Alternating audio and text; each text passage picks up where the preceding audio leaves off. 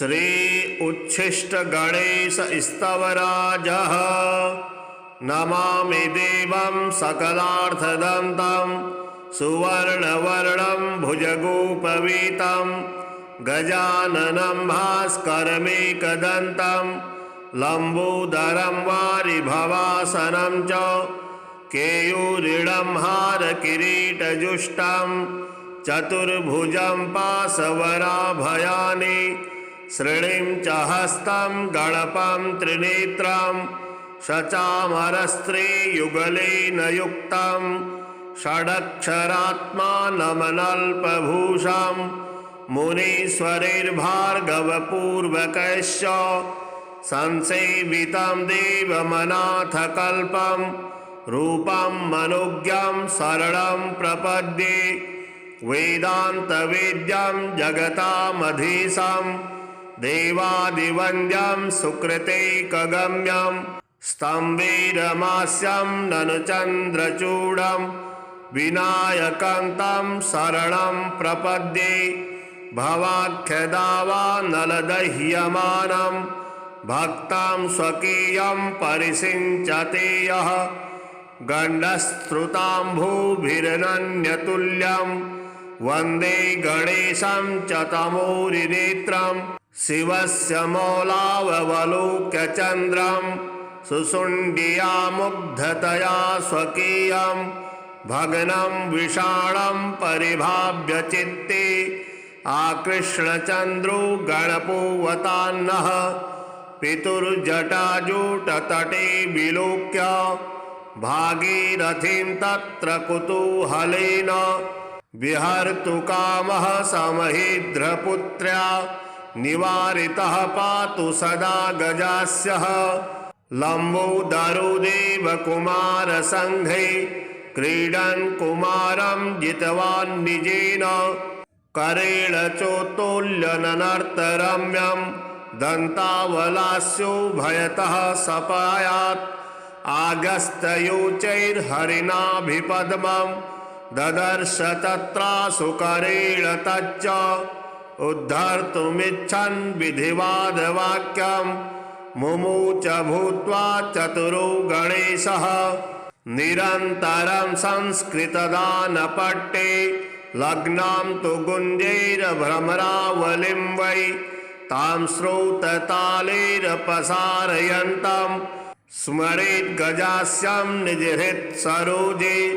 विश्वेशमौलिस्थितजह्नुकन्या जलं गृहीत्वा निजपुष्करेण हरं सलीलं पितरं स्वकीयं प्रपूजयन् हस्तिमुखः सपायात् स्तम्भैरमास्यं घुसृणाररागं सिन्दूरपूरारुणकान्तकुम्भं कुचन्दनाश्लिष्टकरं गणेशं ध्यायेत् स्वचित्ते सकलेष्टदन्तं स भीष्ममातुर्निजपुष्करेण जलं समादाय कुचौ स्वमातुः प्रक्षालयामास षडास्य पीतौ स्वार्थाम्बुदेशौ कलभाननोऽस्तु सिञ्चामनागं शिशुभावमाप्तं केनापि सत्कारणतो धरित्र्यां वक्तारमाद्यं नियमादिकानां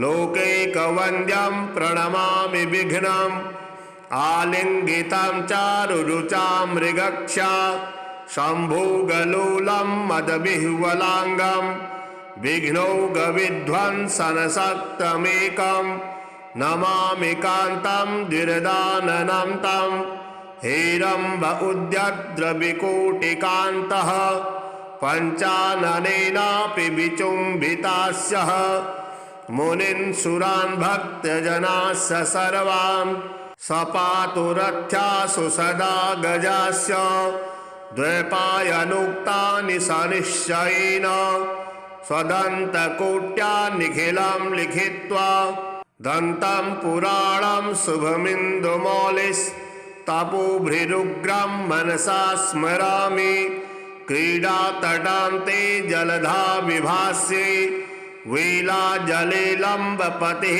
प्रभीतः विचिन्तकश्चेति सुरास्तदा तं विश्वेश्वरं वाग्भिरभिष्टुवन्ति वाचां निमित्तं सनिमित्तमाद्यां पदं त्रिलोक्यामददत्सुतीनां सर्वेश वन्द्यं न च तस्य वन्द्यः स्थाणु परं रूपमसौ सपायात् इमां स्तुतिं यः पठति ह भक्त्या समाहितप्रीतिरतीव शुद्धः संसेव्यते चेन्दिरया नितान्तं दारिद्र्यसङ्घं सविदारयेन्नः। श्रीऋणहर्ता गणेशस्तोत्रम्।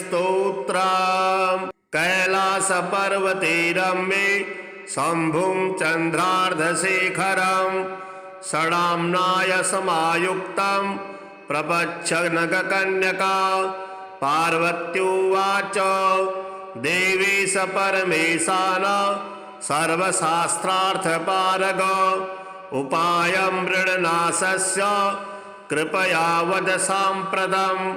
श्रीशिवः सम्यक् पृष्टं त्वया भद्रे लोकानां हितकाम्यया तत्सर्वं सम्प्रवक्ष्यामि सावधानावधारय। ॐ अस्य श्री ऋणहर महागणपति स्तोत्रस्य सदाशिवऋषिः अनुष्टुप् छन्दः।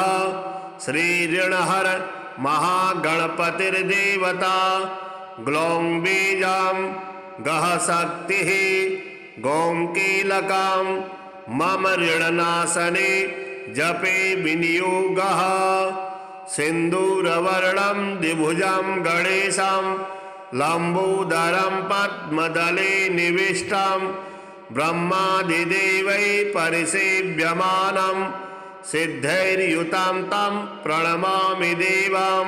सृष्ट्यादौ ब्रह्मणा सम्यक् पूजितः फलसिद्धये सदैव पार्वतीपुत्रः ऋणनाशं करोतु मे।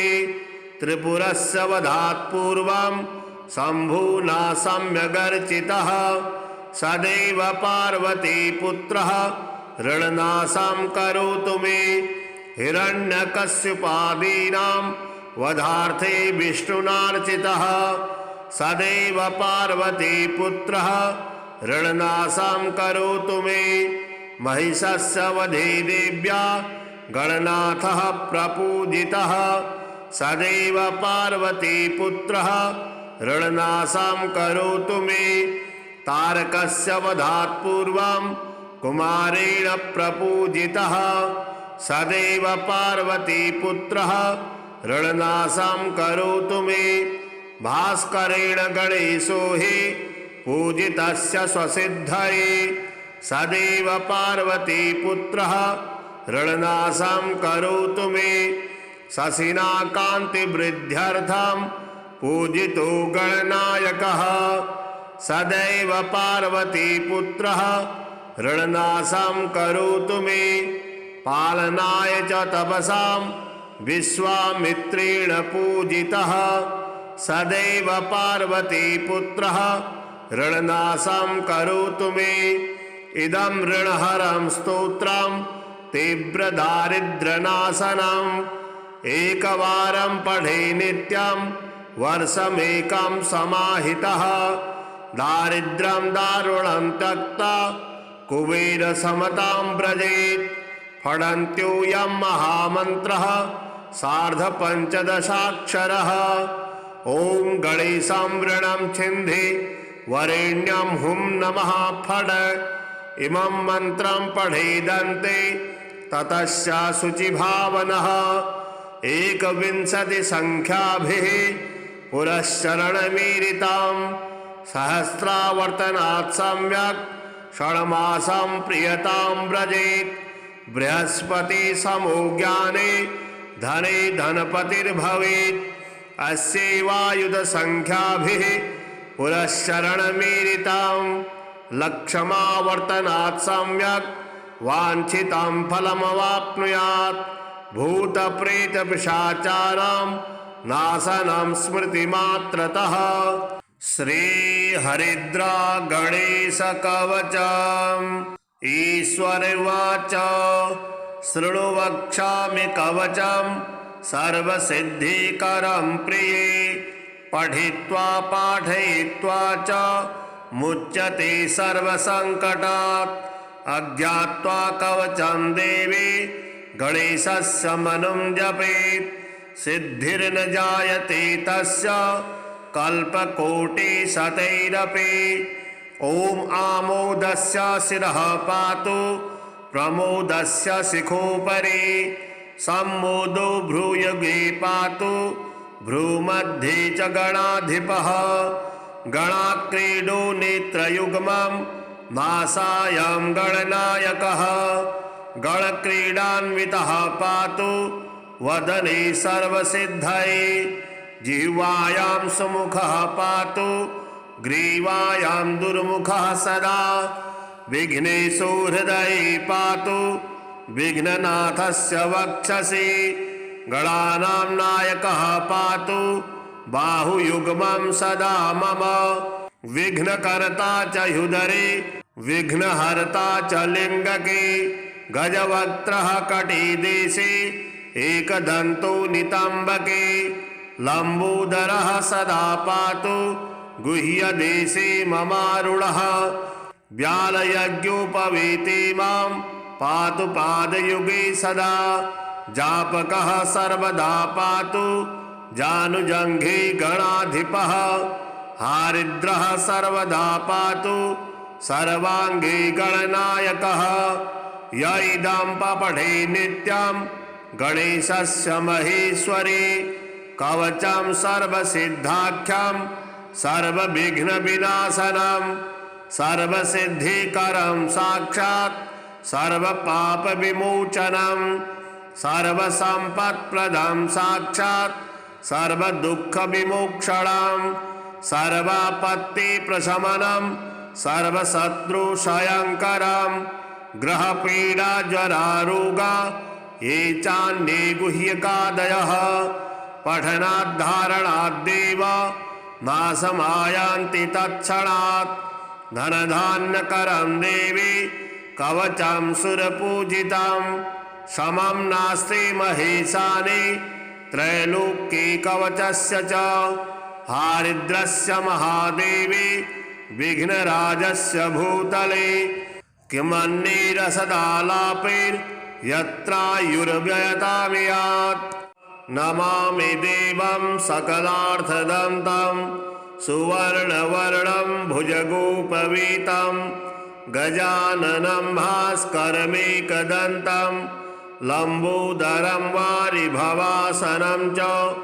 केयूरिणं हारकिरीटजुष्टं चतुर्भुजं पाशवराभयानि। श्रीणिं च हस्तं गणपं त्रिनेत्रं शचामरस्त्रीयुगलेन युक्तं। षडक्षरात्मानमनल्पभूषं मुनीश्वरैर्भार्गवपूर्वकैश्च। संसेवितं देवमनाथकल्पं रूपं मनोज्ञं शरणं प्रपद्ये। वेदान्तवेद्यं जगतामधीशं देवादिवन्द्यं सुकृतैकगम्यं। स्तम्भैरमास्यं ननु चन्द्रचूडं विनायकं तं शरणं प्रपद्ये। भवाख्यदावानलदह्यमानं भक्तां स्वकीयं परिषिञ्चते यः। गण्डस्त्रुताम्भूभिरनन्यतुल्यं वन्दे गणेशं च तमोरिनेत्रं। शिवस्य मौलावलोक्य चन्द्रं सुशुण्डिया मुग्धतया स्वकीयं। भग्नं विषाणं परिभाव्य चित्ते आकृष्णचन्द्रो गणपोऽवतान्नः। पितुर्जटाजूटतटे विलोक्य भागीरथीं तत्र कुतूहलेन। विहर्तुकामः समहीद्रपुत्र्या निवारितः पातु सदा गजास्यः। लम्बोदरो देवकुमारसङ्घे क्रीडन् कुमारं जितवान् निजेन करेण चोत्तोल्यननर्तरम्यं दन्तावलास्यो भयतः सपायात् आगस्तयोचैर्हरिणाभिपद्मं ददर्श तत्रासु करेण तच्च उद्धर्तुमिच्छन् विधिवादवाक्यं मुमुच भूत्वा चतुरो गणेशः निरन्तरं संस्कृतदानपट्टे लग्नां तु गुञ्जैर्भ्रमरावलिं वै तां श्रौततालैरपसारयन्तं स्मरेत् गजास्यं निजहृत्सरोजे विश्वेशमौलिस्थितजह्नुकन्या जलं गृहीत्वा निजपुष्करेण हरं सलीलं पितरं स्वकीयं प्रपूजयन् हस्तिमुखः सपायात् स्तम्भे रमास्यं घुसृणाररागं सिन्दूरपूरारुणकान्तकुम्भं कुचन्दनाश्लिष्टकरं गणेशं ध्यायेत् स्वचित्ते सकलेष्टदन्तं स भीष्ममातुर्निजपुष्करेण जलं समादाय कुचौ स्वमातुः प्रक्षालयामास षडास्य पीतौ स्वार्थाम्बुदेशौ कलभाननोऽस्तु सिञ्चामनागं शिशुभावमाप्तं केनापि सत्कारणतो धरित्र्यां वक्तारमाद्यं नियमादिकानां लोकैकवन्द्यं प्रणमामि विघ्नम् आलिङ्गितं चारुरुचां मृगक्षा शम्भुगलोलं मदविह्वलाङ्गं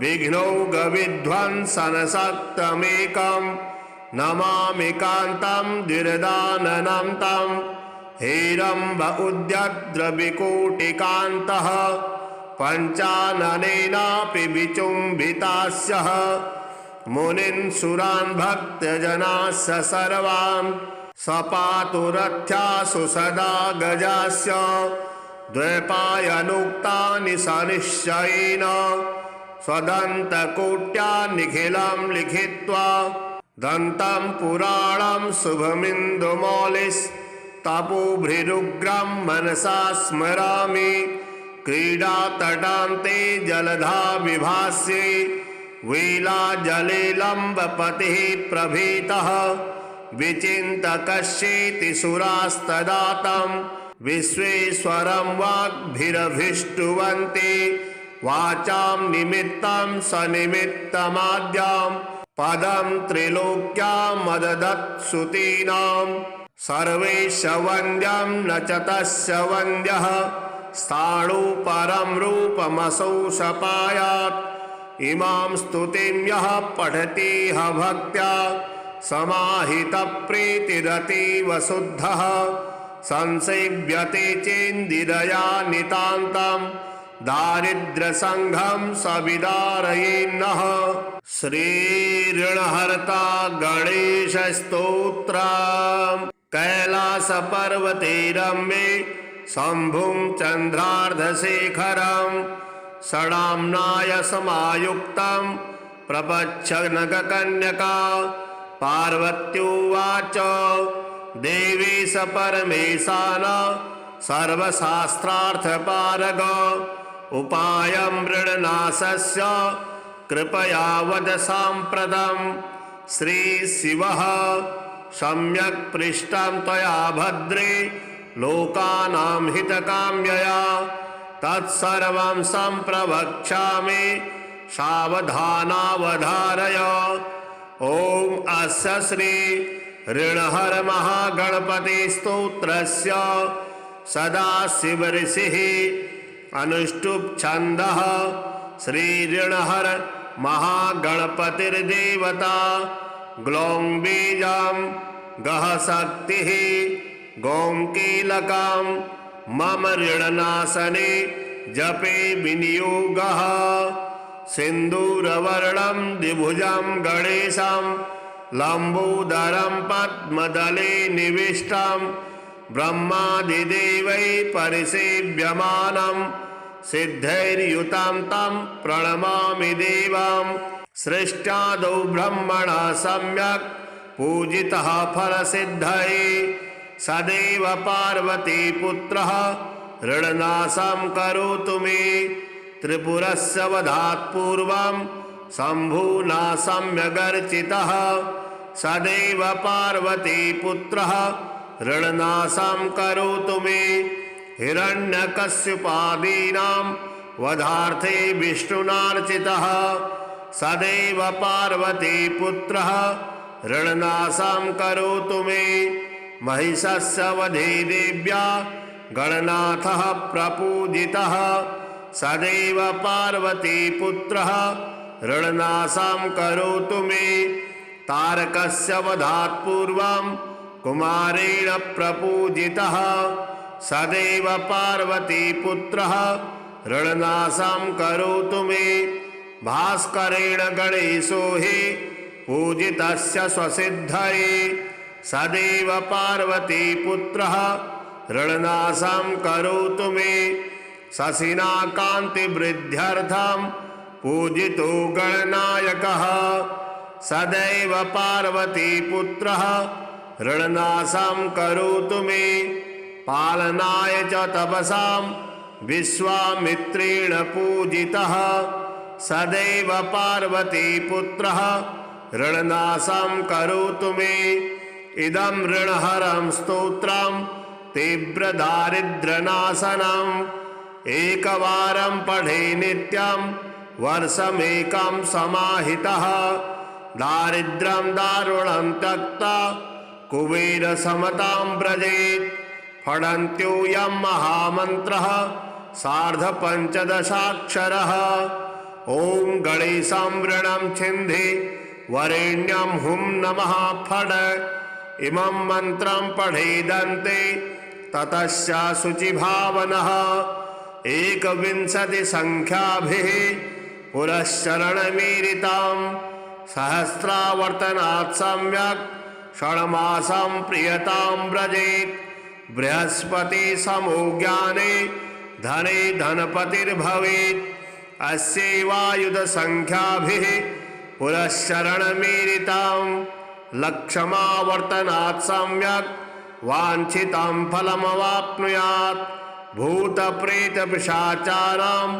नाशनं स्मृतिमात्रतः श्रीहरिद्रा गणेशकवचम् ईश्वरवाच शृणु वक्ष्यामि कवचं सर्वसिद्धिकरं प्रिये पठित्वा पाठयित्वा च मुच्यते सर्वसङ्कटात् अज्ञात्वा कवचं देवी गणेशस्य मनुं जपेत् सिद्धिर्न जायते तस्य कल्पकोटिशतैरपि ॐ आमोदस्य शिरः पातु प्रमोदस्य शिखोपरि सम्मोदो भ्रूयुगे पातु भ्रूमध्ये च गणाधिपः गणाक्रीडो नेत्रयुग्मं मासायां गणनायकः गणक्रीडान्वितः पातु वदने सर्वसिद्धये जिह्वायां सुमुखः पातु ग्रीवायां दुर्मुखः सदा विघ्नेशो हृदये पातु विघ्ननाथस्य वक्षसि गणानां नायकः पातु बाहुयुग्मं सदा मम विघ्नकर्ता च ह्युदरे विघ्नहर्ता च लिङ्गके गजवक्त्रः कटिदेशे एकदन्तो नितम्बके लम्बोदरः सदा पातु गुह्यदेशे ममारुणः व्यालयज्ञोपवीते मां पातु पादयुगे सदा जापकः सर्वदा पातु जानुजङ्घे गणाधिपः हारिद्रः सर्वदा पातु सर्वाङ्गे गणनायकः य इदं पठे नित्यं गणेशस्य महेश्वरी कवचं सर्वसिद्धाख्यं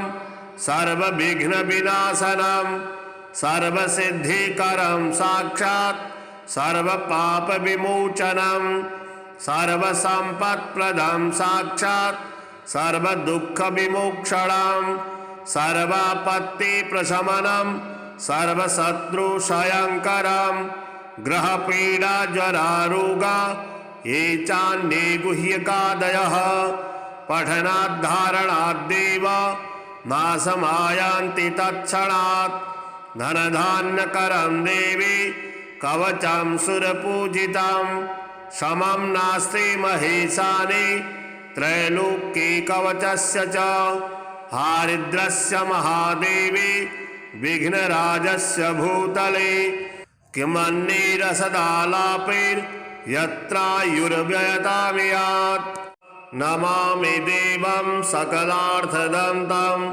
सुवर्णवर्णं भुजगोपवीतं गजाननं भास्करमेकदन्तं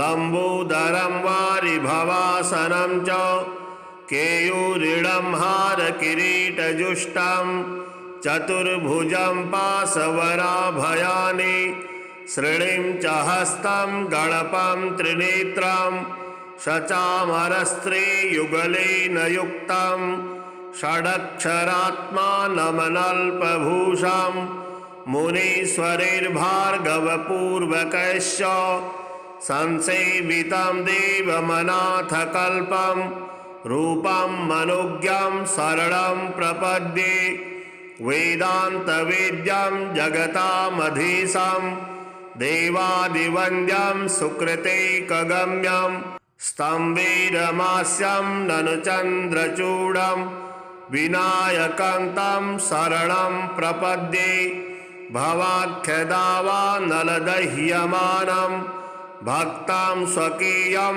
परिषिञ्चते यः गण्डस्त्रुताम्भूभिरनन्यतुल्यं वन्दे गणेशं च तमोरिनेत्रं शिवस्य मौलावलोक्य चन्द्रं सुशुण्डिया मुग्धतया स्वकीयं भग्नं विषाणं परिभाव्य चित्ते आकृष्णचन्द्रो गणपोऽवतान्नः पितुर्जटाजूटतटे विलोक्य भागीरथीं तत्र कुतूहलेन विहर्तु कामः समहीद्रपुत्र्या निवारितः पातु सदा गजास्यः लम्बोदरो देवकुमारसङ्घे क्रीडन् कुमारं जितवान् निजेन करेण चोत्तोल्यननर्तरम्यं दन्तावलास्यो भयतः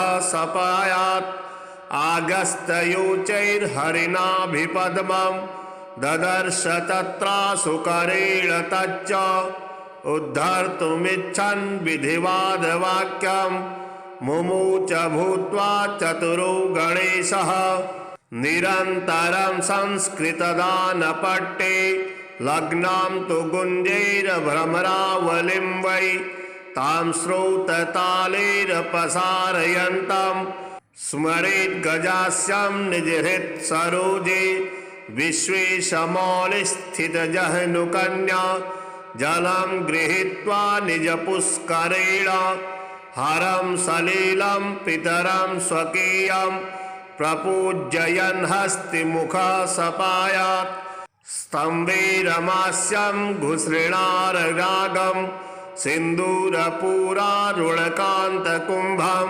कुचन्दनाश्लिष्टकरं गणेशं ध्यायेत् स्वचित्ते सकलेष्टदं तं स भीष्ममातुर्निजपुष्करेण जलं समादाय कुचौ स्वमातुः प्रक्षालयामास षडास्य पीतौ स्वार्थाम्बुदेशौ कलभाननोऽस्तु सिञ्चामनागं शिशुभावमाप्तं केनापि सत्कारणतो धरित्र्यां वक्तारमाद्यं नियमादिकानां लोकैकवन्द्यं प्रणमामि विघ्नम् आलिङ्गितं चारुरुचां मृगक्षा शम्भुगलोलं मदविह्वलाङ्गं विघ्नौघविध्वंसनशक्तमेकं नमामि कान्तं द्विरदाननं तं हेरम्ब उद्यद्रविकोटिकान्तः पञ्चाननेनापि विचुम्बितास्यः मुनीन् सुरान् भक्तजनास्य सर्वान् सपातु रथ्यासु सदा गजास्य द्वैपायनोक्तानि सनिश्चयेन स्वदन्तकोट्या निखिलं लिखित्वा दन्तं पुराणं शुभमिन्दुमौलिस्तपोभृरुग्रं मनसा स्मरामि क्रीडातटान्ते जलधा विभास्ये वीलाजलेलम्बपतिः प्रभीतः विचिन्तकश्चेति सुरास्तदा तं विश्वेश्वरं वाग्भिरभिष्टुवन्ति वाचां निमित्तं सनिमित्तमाद्यां पदं त्रिलोक्यां मददत्सुतीनां सर्वेश वन्द्यं न च तस्य वन्द्यः स्थाणु परं रूपमसौ सपायात् इमां स्तुतिं यः पठति ह भक्त्या समाहितप्रीतिरतीव शुद्धः संसेव्यते चेन्दिरया नितान्तं दारिद्र्यसङ्घं सविदारयेन्नः। श्रीऋणहर्ता गणेशस्तोत्रम्। कैलासपर्वते रम्ये शम्भुं चन्द्रार्धशेखरं षडाम्नाय समायुक्तं प्रपच्छ नगकन्यका पार्वत्युवाच देवेश परमेशान सर्वशास्त्रार्थपारग उपायं मृणनाशस्य कृपया वद साम्प्रतं। श्रीशिवः सम्यक् पृष्टं त्वया भद्रे लोकानां हितकाम्यया तत्सर्वं सम्प्रवक्ष्यामि सावधानावधारय। ॐ अस्य श्री ऋणहर महागणपति स्तोत्रस्य सदाशिवऋषिः अनुष्टुप् छन्दः श्री ऋणहर महागणपतिर्देवता ग्लौं बीजं गः शक्तिः गौं कीलकं मम ऋणनाशने जपे विनियोगः। सिन्दूरवर्णं द्विभुजं गणेशं लम्बोदरं पद्मदले निविष्टं ब्रह्मादिदेवैः परिसेव्यमानं सिद्धैर्युतं तं प्रणमामि देवं। सृष्ट्यादौ ब्रह्मणा सम्यक् पूजितः फलसिद्धये सदैव पार्वतीपुत्रः ऋणनाशं करोतु मे। त्रिपुरस्य वधात् पूर्वं शम्भुना सम्यगर्चितः सदैव पार्वतीपुत्रः ऋणनाशं करोतु मे। हिरण्यकश्यपादीनां वधार्थे विष्णुनार्चितः सदैव पार्वतीपुत्रः ऋणनाशं करोतु मे। महिषस्य वधे देव्या गणनाथः प्रपूजितः सदैव पार्वतीपुत्रः ऋणनाशं करोतु मे। तारकस्य वधात् पूर्वं कुमारेण प्रपूजितः सदैव पार्वतीपुत्रः ऋणनाशं करोतु मे। भास्करेण गणेशो हि पूजितस्य स्वसिद्धये सदैव पार्वतीपुत्रः ऋणनाशं करोतु मे। शशिना कान्तिवृद्ध्यर्थं पूजितो गणनायकः सदैव पार्वतीपुत्रः ऋणनाशं करोतु मे। पालनाय च तपसां विश्वामित्रेण पूजितः सदैव पार्वतीपुत्रः ऋणनाशं करोतु मे। इदं ऋणहरं स्तोत्रं तीव्रदारिद्र्यनाशनम् एकवारं पठे नित्यं वर्षमेकं समाहितः दारिद्र्यं दारुणं त्यक्त्वा कुबेरसमतां व्रजेत्। फडन्त्योऽयं महामन्त्रः सार्धपञ्चदशाक्षरः। ॐ गणेशं ऋणं छिन्धि वरेण्यं हुं नमः फड।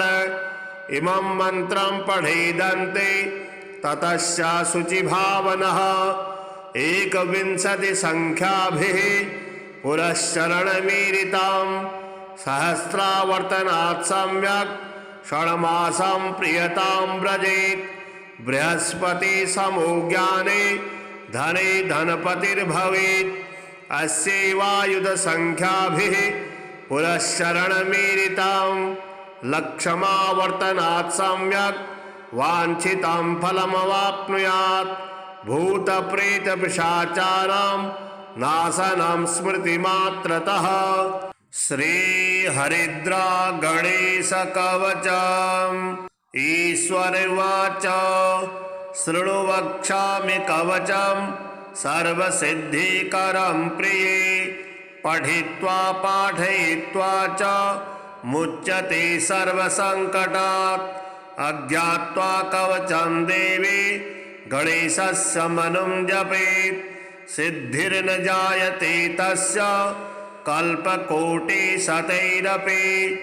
ॐ आमोदस्य शिरः पातु प्रमोदस्य शिखोपरि सम्मोदो भ्रूयुगे पातु भ्रूमध्ये च गणाधिपः गणाक्रीडो नेत्रयुग्मं मासायं गणनायकः गणक्रीडान्वितः पातु वदने सर्वसिद्धये जिह्वायां सुमुखः पातु ग्रीवायां दुर्मुखः सदा विघ्नेषु हृदये पातु विघ्ननाथस्य वक्षसि गणानां नायकः पातु बाहुयुग्मं सदा मम विघ्नकर्ता च ह्युदरे विघ्नहर्ता च लिङ्गके गजवक्त्रः कटिदेशे एकदन्तो नितम्बके लम्बोदरः सदा पातु गुह्यदेशे ममारुणः व्यालयज्ञोपवीते मां पातु पादयुगे सदा जापकः सर्वदा पातु जानुजङ्घे गणाधिपः हारिद्रः सर्वदा पातु सर्वाङ्गे गणनायकः य इदं पठे नित्यं गणेशस्य महेश्वरी कवचं सर्वसिद्धाख्यं सर्वविघ्नविनाशनं सर्वसिद्धिकरं साक्षात् सर्वपापविमोचनं सर्वसम्पत्प्रदं साक्षात् सर्वदुःखविमोक्षणं सर्वापत्तिप्रशमनं सर्वशत्रुक्षयङ्करं ग्रहपीडाज्वरारोगा ये चान्ये गुह्यकादयः पठनाद्धारणाद्देव नाशमायान्ति तत्क्षणात् धनधान्यकरं देवी कवचं सुरपूजितं समं नास्ति महेशानि त्रैलोक्ये कवचस्य च हारिद्रस्य महादेवी विघ्नराजस्य भूतले किमन्निरसदालापैर्यत्रायुर्व्ययतामियात् नमामि देवं सकलार्थदन्तं सुवर्णवर्णं भुजगोपवीतं गजाननं भास्करमेकदन्तं लम्बोदरं वारिभवासनं च केयूरिणं हारकिरीटजुष्टं चतुर्भुजं पाशवराभयानि श्रीणिं च हस्तं गणपं त्रिनेत्रं शचामरस्त्रीयुगलेन युक्तं षडक्षरात्मानमनल्पभूषं मुनीश्वरैर्भार्गवपूर्वकैश्च संसेवितं देवमनाथकल्पं रूपं मनोज्ञं शरणं प्रपद्ये वेदान्तवेद्यं जगतामधीशं देवादिवन्द्यं सुकृतैकगम्यं स्तम्भैरमास्यं ननु चन्द्रचूडं विनायकं तं शरणं प्रपद्ये भवाख्यदावानलदह्यमानं भक्तां स्वकीयं परिसिञ्चते यः गण्डस्त्रुताम्भूभिरनन्यतुल्यं वन्दे गणेशं च तमोरिनेत्रं शिवस्य मौलावलोक्य चन्द्रं सुशुण्डिया मुग्धतया स्वकीयं भग्नं विषाणं परिभाव्य चित्ते आकृष्णचन्द्रो गणपोवतान्नः पितुर्जटाजूटतटे विलोक्य भागीरथीं तत्र कुतूहलेन विहर्तु कामः समहीद्रपुत्र्या निवारितः पातु सदा गजास्यः लम्बोदरो देवकुमारसङ्घे क्रीडन् कुमारं जितवान् निजेन करेण चोत्तोल्यननर्तरम्यं दन्तावलास्यो भयतः सपायात् आगस्तयोचैर्हरिणाभिपद्मं ददर्श तत्रासु करेण तच्च उद्धर्तुमिच्छन् विधिवादवाक्यं मुमुच भूत्वा चतुरो गणेशः निरन्तरं संस्कृतदानपट्टे लग्नां तु गुञ्जैर्भ्रमरावलिं वै तां श्रौततालैरपसारयन्तं स्मरेत् गजास्यं निजहृत्सरोजे विश्वेशमौलिस्थितजह्नुकन्या जलं गृहीत्वा निजपुष्करेण हरं सलीलं पितरं स्वकीयं प्रपूजयन् हस्तिमुखः सपायात् स्तम्भे रमास्यं घुसृणाररागं सिन्दूरपूरारुणकान्तकुम्भं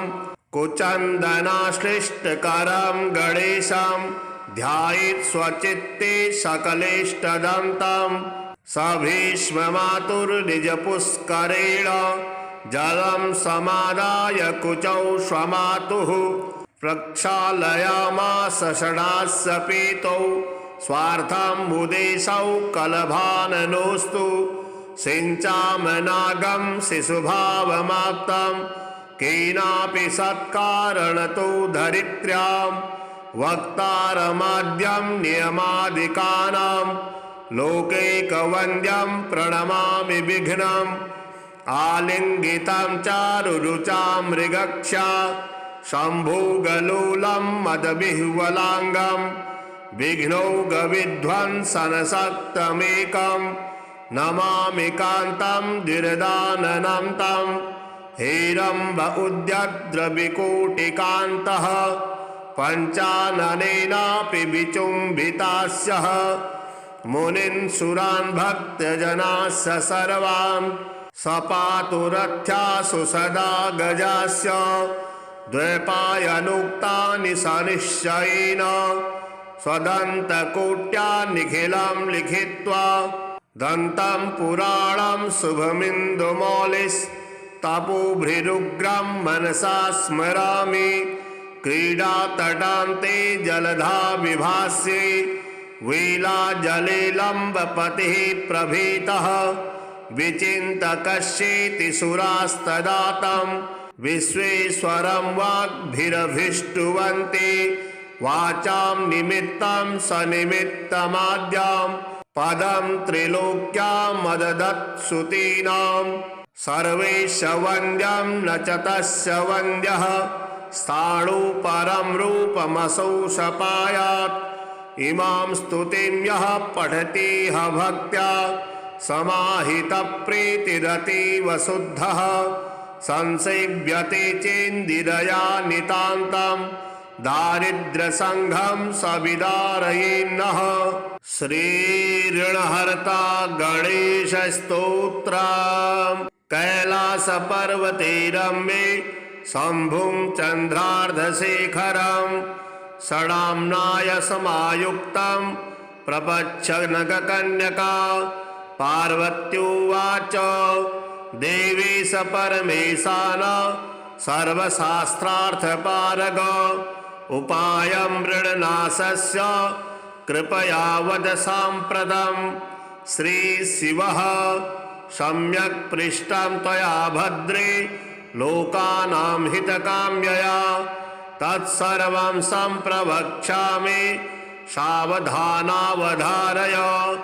ॐ अस्य श्री ऋणहर महागणपति स्तोत्रस्य सदाशिवऋषिः अनुष्टुप् छन्दः श्री ऋणहर महागणपतिर्देवता ग्लौं बीजां गः शक्तिः गौं कीलकां मम ऋणनाशने जपे विनियोगः सिन्दूरवर्णं द्विभुजं गणेशं लम्बोदरं पद्मदले निविष्टं ब्रह्मादिदेवैः परिसेव्यमानं सिद्धैर्युतं तं प्रणमामि देवं सृष्ट्यादौ ब्रह्मणा सम्यक् पूजितः फलसिद्धये सदैव पार्वतीपुत्रः ऋणनाशं करोतु मे त्रिपुरस्य वधात् पूर्वं शम्भुना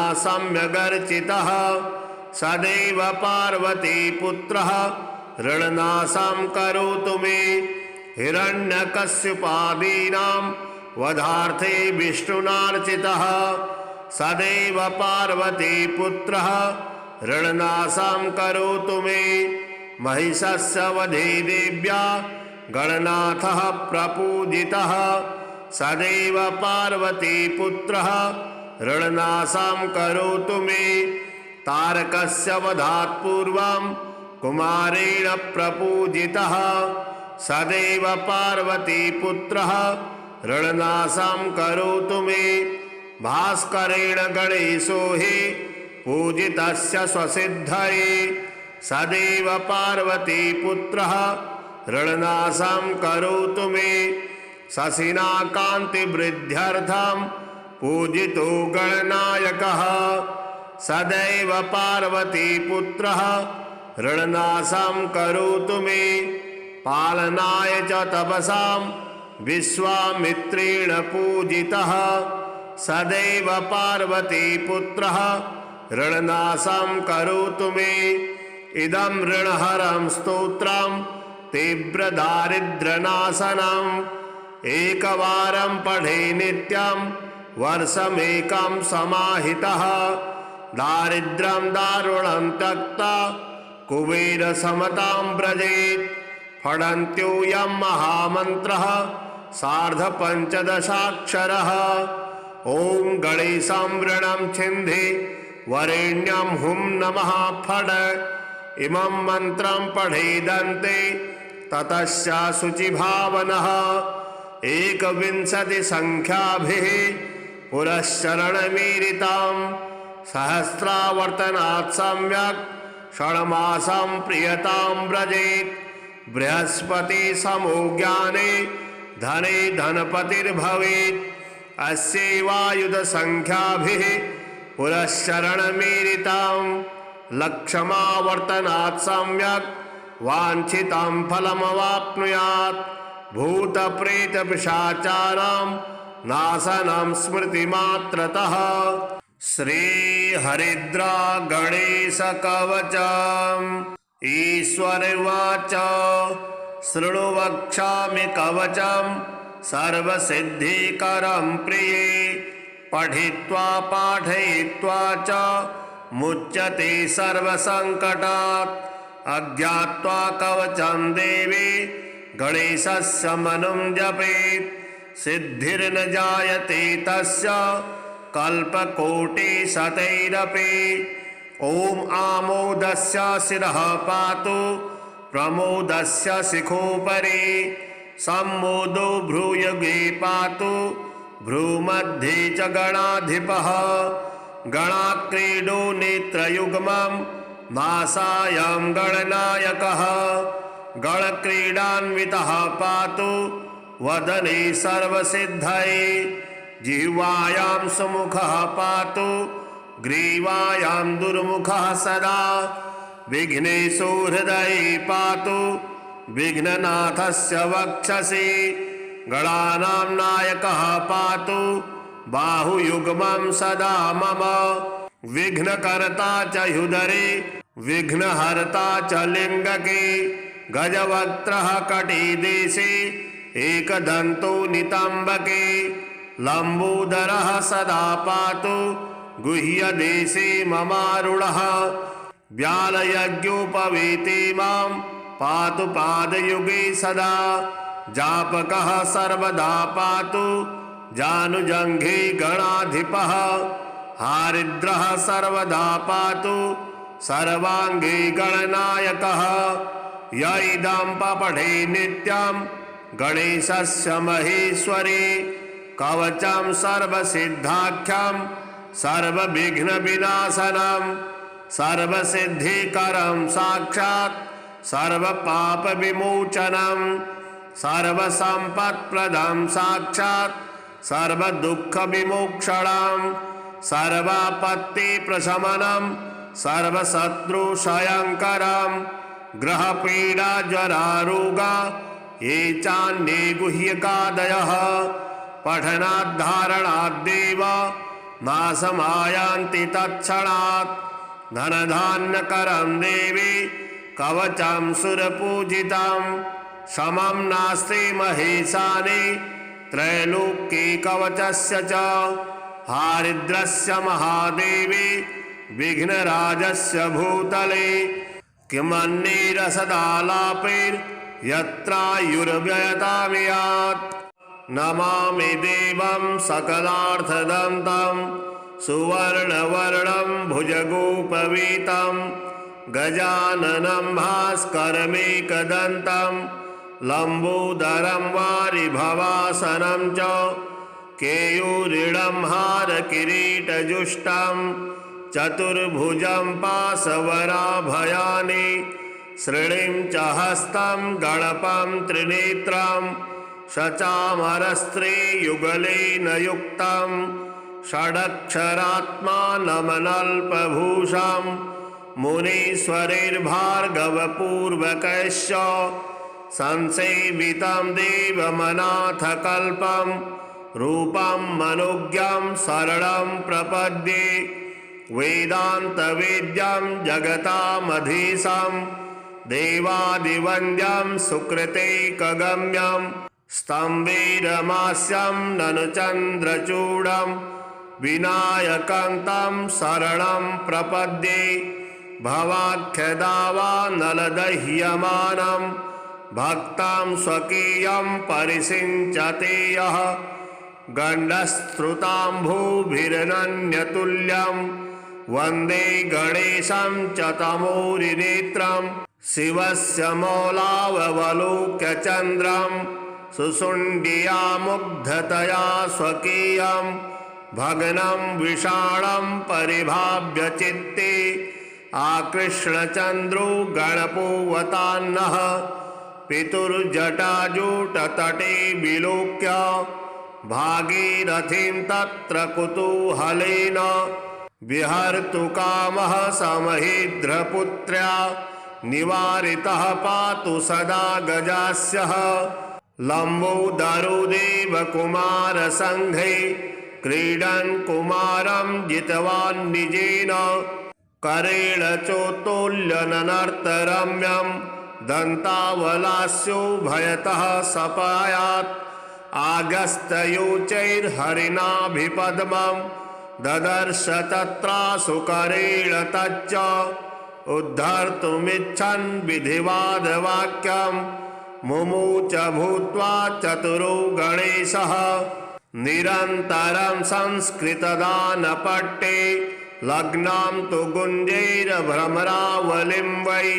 तां श्रौततालैरपसारयन्तं स्मरेत् गजास्यं निजहृत्सरोजे विश्वेशमौलिस्थितजह्नुकन्या जलं गृहीत्वा निजपुष्करेण हरं सलीलं पितरं स्वकीयं प्रपूजयन् हस्तिमुखः सपायात् स्तम्भैरमास्यं घुसृणाररागं सिन्दूरपूरारुणकान्तकुम्भं कुचन्दनाश्लिष्टकरं गणेशं ध्यायेत् स्वचित्ते सकलेष्टदन्तं स भीष्ममातुर्निजपुष्करेण जलं समादाय कुचौ स्वमातुः प्रक्षालयामास षडास्य पीतौ स्वार्थाम्बुदेशौ कलभाननोऽस्तु सिञ्चामनागं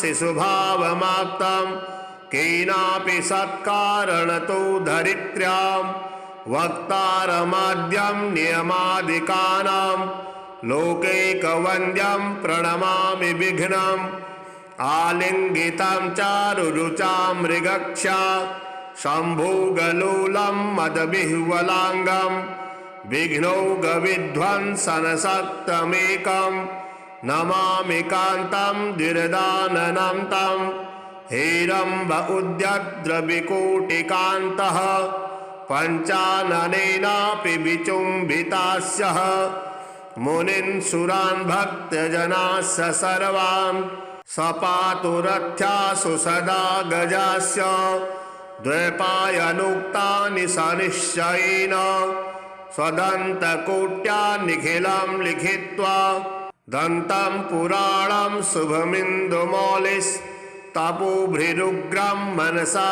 स्मरामि क्रीडातटान्ते जलधा विभास्ये वीलाजलेलम्बपतिः प्रभीतः विचिन्तकश्चेति सुरास्तदातं विश्वेश्वरं वाग्भिरभिष्टुवन्ति वाचां निमित्तं सनिमित्तमाद्यां पदं त्रिलोक्यां मददत्सुतीनां सर्वेश वन्द्यं न च तस्य वन्द्यः स्थाणु परं रूपमसौ सपायात् इमां स्तुतिं यः पठति ह भक्त्या समाहितप्रीतिरतीव शुद्धः संसेव्यते चेन्दिरया नितान्तं दारिद्र्यसङ्घं सविदारयेन्नः।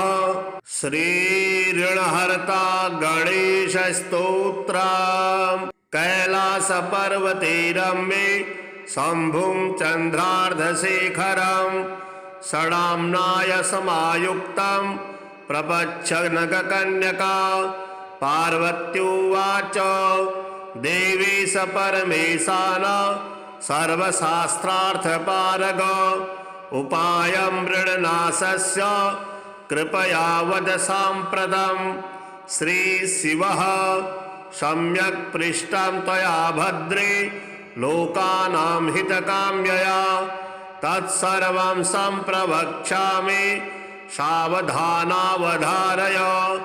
ॐ अस्य श्री ऋणहर महागणपति स्तोत्रस्य सदाशिवऋषिः अनुष्टुप् छन्दः श्री ऋणहर महागणपतिर्देवता ग्लौं बीजं गः शक्तिः गौं कीलकं मम ऋणनाशने जपे विनियोगः।